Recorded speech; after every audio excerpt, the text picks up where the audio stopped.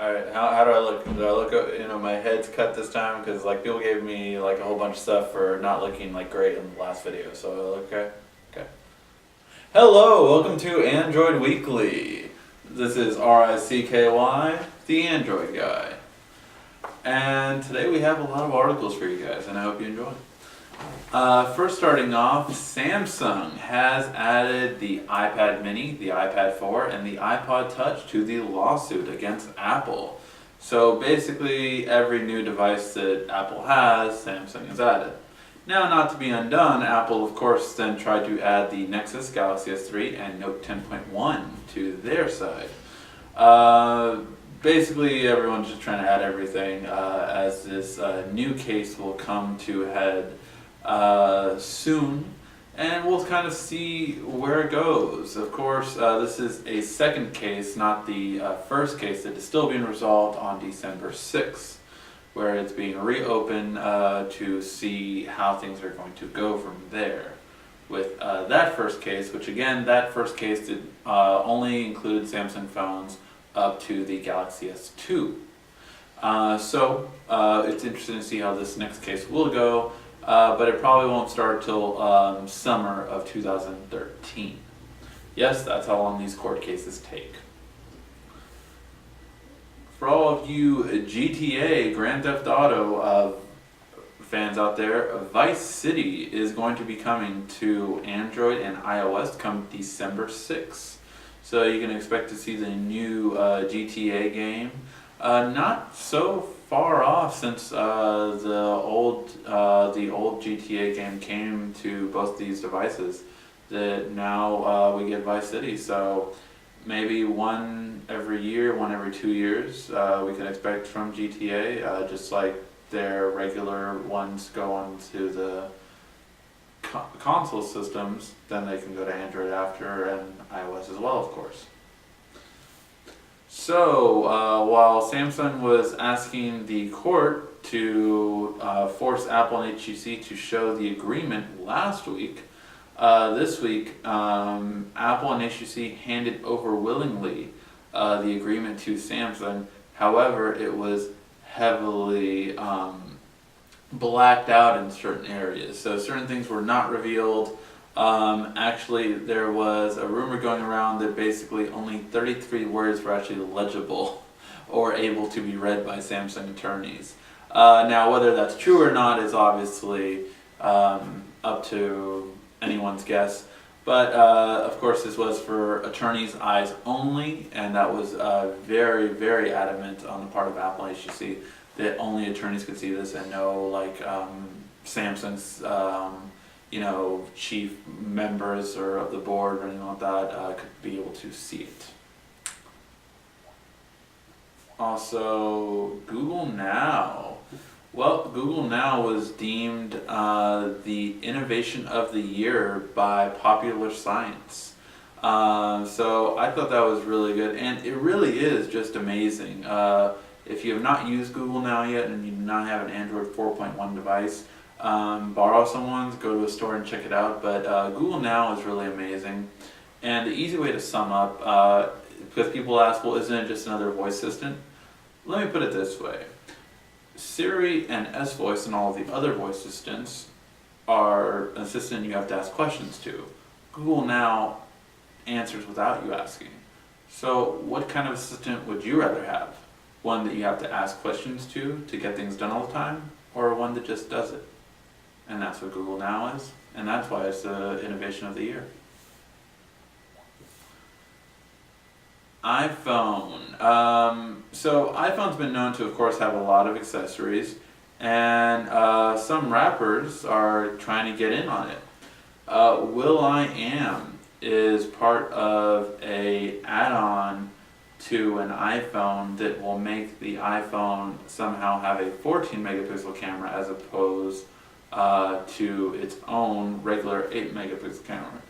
Now, the technology on this really hasn't been too clear, but basically it's just an add-on that goes on top of it. Now, we have seen this happen to devices before, such as the iPhone and the S3, where you can make like an add-on wide-angle lens, or add-on fisheye lens. The problem with the problems with those add-ons is that you can't obviously use cases with them, and you're not going to be carrying around the add-ons unless you actually plan on doing some serious photography to use those add-ons for. So most people that I know that buy them never use them. I've had several people return them, and other people just kind of keep them around at their house and like, oh yeah, well I have that if I ever need it. Yes, but you never seem to need it. No pricing is available on this device yet, but it will be coming out November 28th, so you can look for that later this week.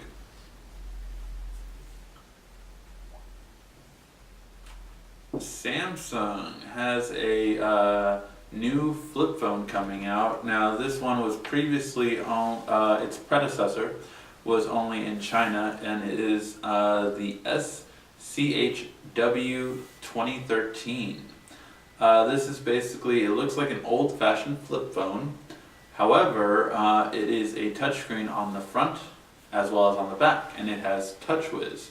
It has some pretty impressive specs too. It's a quad core, so that out of a flip phone is none too shabby.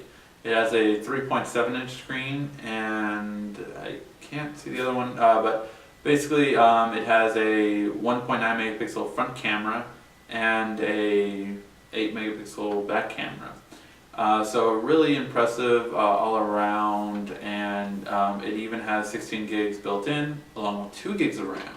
So very high end for a flip phone, but some people still want that old-fashioned design, and Samsung's giving it to them over there. It has a pretty cool logo too, with Jackie Chan as the spokesperson, so it looks pretty nice. And while some are raising the bar in other parts of the world, Bing and Apple are fighting it out for who has the worst maps of all time. Is it Apple Maps or is it Bing Maps? Well, while Apple Maps will tell you to literally drop off a bridge and pretty much get you lost most of the time, Bing Maps are now telling you that Israel, Japan, and South Korea do not exist. That's pretty impressive to throw continents just completely out. And countries, of course. Or just all countries, sorry about that. But yeah, so it's pretty interesting that Bing Maps actually doesn't believe they exist. Now, of course, they say there's a patch on the way and they apologize and everything like that. But it's pretty darn funny that that they just decided to not have countries anymore in their maps. So, which is the worst maps out there? You decide.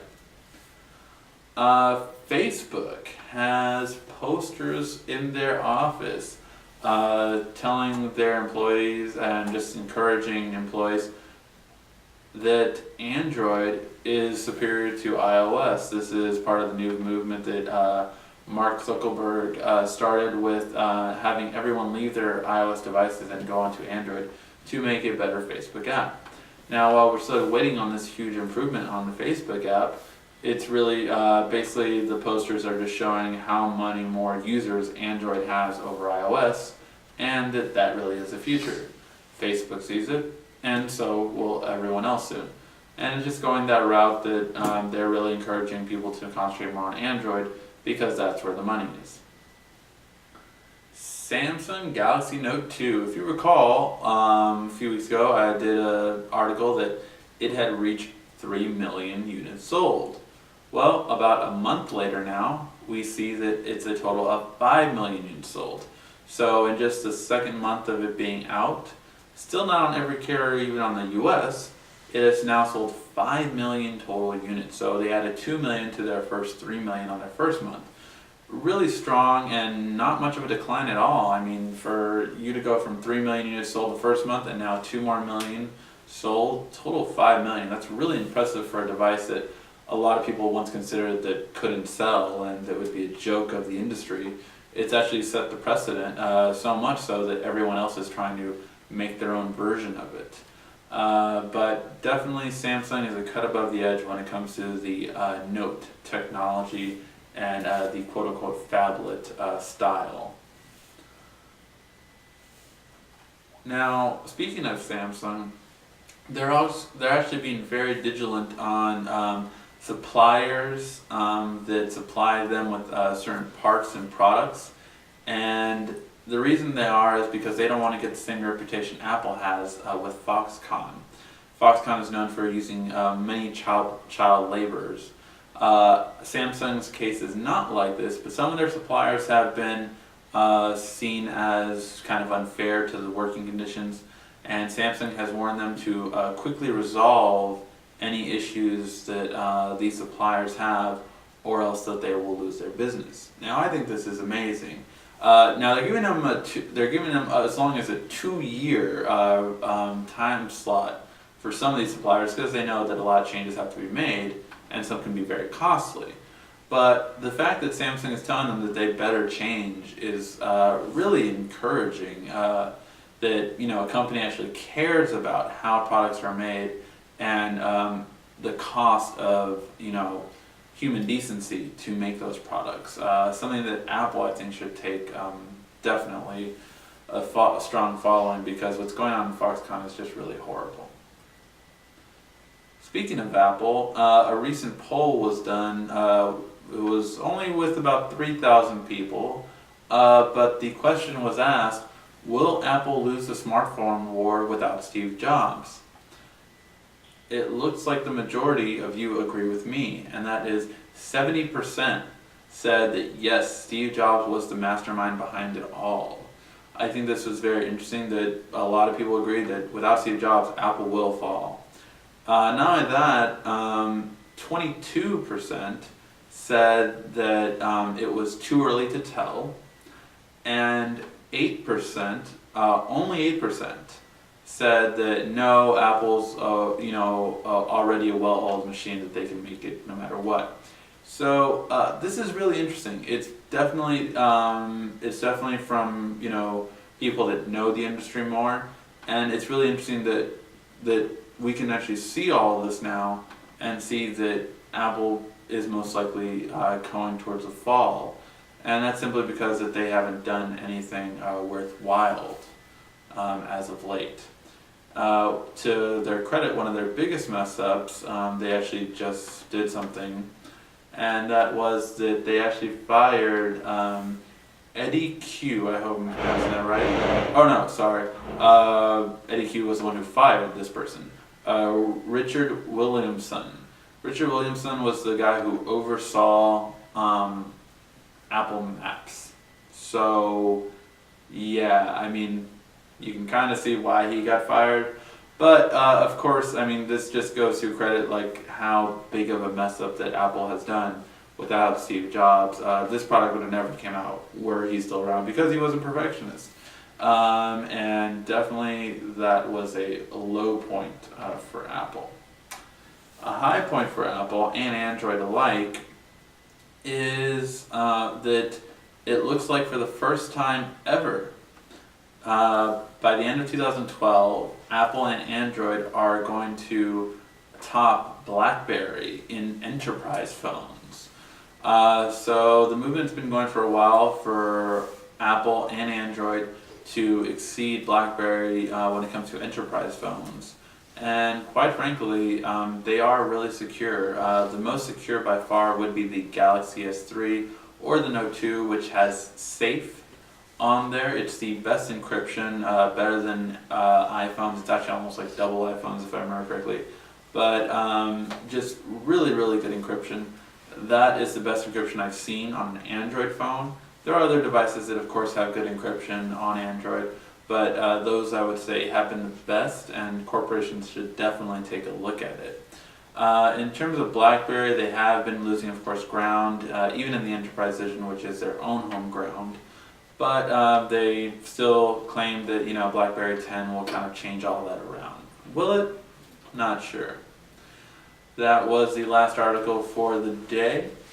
And which ones have you been interested in, guys? Are you guys curious to see Apple make a comeback or continue to fall? And how will Android and Samsung continue to grow? Let me know your comments down below. This has been RICKY, the Android Guy.